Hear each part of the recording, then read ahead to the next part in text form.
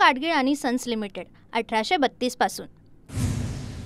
जळगावच्या आंदोलनामध्ये आम्ही फक्त जिल्हाधिकारी कार्यालयाचा गेट तोडला, यानंतरच्या आंदोलनामध्ये कलेक्टरला सुद्धा तोडू, बच्चू कडूंचा इशारा। गुलाबराव पाटलांच्या घरावर मोर्चा काढण्याचा बच्चू कडूंचा इशारा, तर बच्चू कडूंनी पाळधी गावात येऊन दाखवावं, गुलाबराव पाटलांचं बच्चू कडूंना प्रतिआव्हान। तर 5 ऑक्टोबरला जळगावला जाणार, शेतकऱ्याचा पुत्र म्हणून येतोय, तुम्ही पक्षाचे पुत्र म्हणून या, देखते है कौन जितता है, बच्चू कडूंनी गुलाबराव पाटलांचं आव्हान स्वीकारलं। छत्रपती संभाजीनगरमध्ये मंत्री अतुल सावेंच्या गाडीवर दगडफेक करणारा मनोरुग्ण तरुण पोलिसांच्या ताब्यात। छत्रपती संभाजीनगरमधील पुंडलिक नगरच्या कार्यालयाबाहेर दगडफेकीचा हा प्रकार। पुण्यातील अंधेकर टोळीची 27 बँक खाती गोठवली, अंधेकरच्या खात्यामध्ये नव्यानं 50 लाख रक्कम आढळून आल्याची माहिती, अंधेकरच्या मालमत्तेचा पोलिसांकडून शोध सुरू।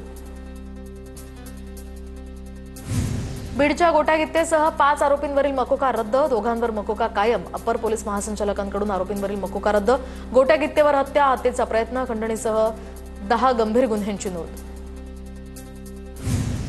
गोट्यागित्तेचा मकोका रद्द केला, याला जबाबदार कोण, गोट्यागित्तेवर तब्बल 16 गुन्हे दाखल आहेत, डीजी कार्यालयाला याचं उत्तर द्यावं लागेल, अंजली दमान यांची आक्रमक भूमिका। गोट्यागित्ते बऱ्याच गुन्ह्यांमध्ये आरोपी आहे, तरी त्याला अटक केलं नाही, चौकशीला सुद्धा बोलावलं नाही आणि आता मकोकामधनं त्याचं नाव वगळलं, गोट्यागित्तेवर पुन्हा मकोका लावावा, सामाजिक कार्यकर्ते विजयसिंग बांगर यांची मागणी।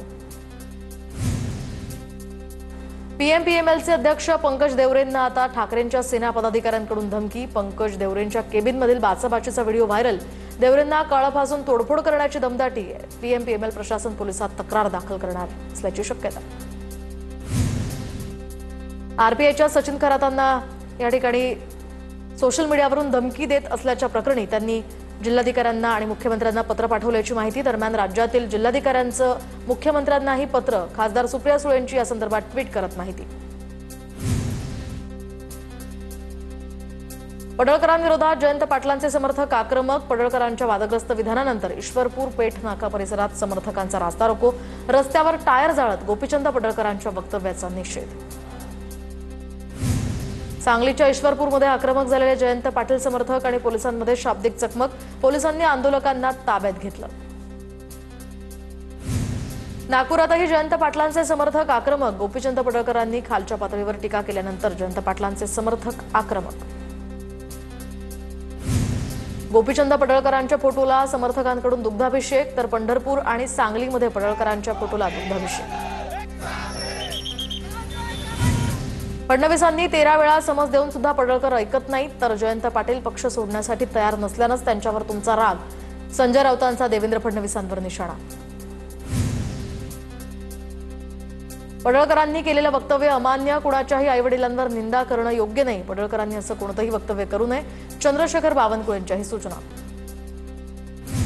पडळकरांची जयंत पाटलांशी काय दुश्मनी आहे माहीत नाही, पडळकरांबाबत पवारांनी मुख्यमंत्र्यांना फोन करून चर्चा केली, जरांगे बोलले तेव्हा पवारांना मुख्यमंत्र्यांना फोन करावासा वाटला नाही का, लक्ष्मण हाकेंची टीका। काकांचीच ही नीती अजित पवार पुढे चालवतायत, जरांगेंचं आंदोलन संपलेलं आहे, तर पवारांनी मात्र त्यांना पुन्हा आणून बसवलं, जरांगेंच्या कानात राजेश टोपे काय बोलले असतील, बेकायदा मागणीला पाठिंबा दिलाय, लक्ष्मण हाकेंची टीका। लक्ष्मण हाकेंना झोपेत सुद्धा शरद पवार दिसतात, लक्ष्मण हाके आणि गोपीचंद पडळकरांनी आत्मचिंतन करावं, प्रशांत जगताप यांचा टोला। जयंत पाटलांना गोपीचंद पडळकर काही त्रास देत असतील असं वाटत नाही, जयंत पाटलांना त्रास देणं ही भाजपची परंपरा नाही, राऊतांनी केलेल्या आरोपांनंतर भाजपचे प्रवक्ते नवनाथ बन यांचं प्रत्युत्तर। नवरात्रोत्सवात गरबा फक्त हिंदूंसाठी, मुस्लिमांना प्रवेश देऊ नका, गरब्यात प्रवेश करताना आधार कार्ड बघूनच गरब्यात प्रवेश करावा, विश्व हिंदू परिषदेच्या नागपुरातील गरबा आयोजकांना सूचना, मुस्लिम तरुण गरब्यात आल्यास त्यांना पोलिसांच्या ताब्यात देण्याच्याही सूचना। मुस्लिम तरुण गरब्यामध्ये येऊन लव जिहाद सारख्या घटना घडतात, मुस्लिम तरुण गरब्यात आल्यास पोलिसात तक्रार करू, ज्यांची श्रद्धा नाही त्यांना गरब्यात प्रवेश देऊ नये, विश्व हिंदू परिषदेचे प्रांत मंत्री प्रशांत तित्रे यांची प्रतिक्रिया। धर्माधर्मात आग लावून त्यांना राजकारण करायचंय, समाजामध्ये दरीच निर्माण करायची आहे, विश्व हिंदू परिषदेच्या नवरात्रोत्सवाच्या या सूचनांनंतर वडेट्टीवारांची टीका। तर देशात धार्मिक तेढ निर्माण करण्याचा हा प्रयत्न हीच त्यांची रोजीरोटी आहे. विश्व हिंदू परिषदेच्या गरब्यावरील आयोजकांच्या सूचनेवर राऊतांचं उत्तर. रबाळे पोलिसांकडून दिलीप खेडकरांचा बॉडीगार्ड चालक प्रफुल्ल साळुंखेला धुळ्यामधून अटक. ऐरोली परिसरामध्ये सिमेंट क्रशरची आणि खेडकरांच्या गाडीचा अपघात झाल्यानंतर नुकसान भरपाई द्यावी म्हणून क्रशर चालकाचं अपहरण करण्यात आलं होतं. दरम्यान चालकाला 24 तारखेपर्यंत पोलीस कोठडी. ठाकरेंची सेना आजपासून पुण्यामध्ये मनसेसोबत बोलणार. 100च्या खाली एकही नगरसेवक नको, मुख्यमंत्र्यांचा आदेश असल्याचं भाजपच्या नगरसेवकांना सांगितलं. वसंत मोरेंचा दावा. राहुल गांधी म्हणजे सराईत खोटेपणा आणि माफीवीर. राहुल गांधींची दिशाभूल करण्याची पहिली वेळ नाहीये. मतचोरीबद्दल राहुल गांधी आत्मविश्वासानं ढळढळीत खोटं बोलतात. केशव उपाध्यायांची टीका. चंद्रपुरातील कोलाम आदिवासी शेतकऱ्यांची पीक कर्जाच्या नावावर फसवणूक. 100 शेतकऱ्यांची फसवणूक झाल्याचा प्राथमिक अंदाज. माजी मंत्री शोभाताई फडणवीसांनी हे प्रकरण उघडकीस आणलं. अभिनेत्री पूनम पांडे रामलीलामध्ये साकारणार मंदोदरी. तर पूनम पांडेच्या भूमिकेला विश्व हिंदू परिषदेचा विरोध. तर विश्व हिंदू परिषदेचं पत्र लिहून पूनम पांडेच्या भूमिकेचा पुनर्विचार करण्याची मागणी. पंतप्रधान नरेंद्र मोदी आज गुजरात दौऱ्यावर. तर मोदींच्या हस्ते भावनगर, सौराष्ट्र आणि गुजरातमध्ये कोट्यवधी रुपयांच्या विकास प्रकल्पांचं व्हीसीद्वारे उद्घाटन आणि पायाभरणी. तर विमानतळापासून जवाहर मैदानापर्यंत मोदींचा रोड शो. डोनाल्ड ट्रम्प यांच्या निर्णयामुळे भारतीयांच्या अडचणी वाढणार.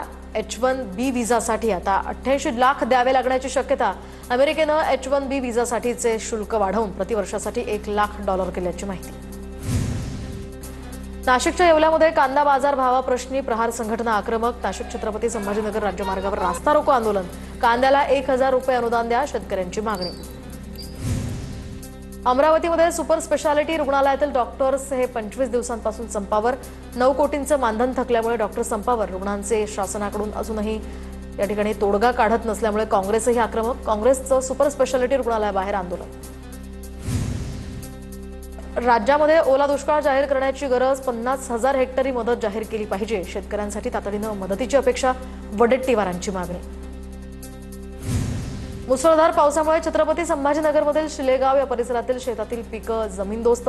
मका, सोयाबीन, तूर आणि कापसाचं यामध्ये मोठं नुकसान.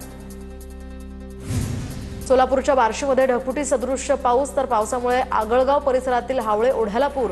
ओढ्याचं पाणी शेतात शिरल्यामुळे ड्रॅगन फ्रूट पीक जमीनदोस्त. 70 फूट खोल विहिरीत 40 फुटांपर्यंत माती साचल्यामुळे शेतकऱ्यांचं आर्थिक नुकसान.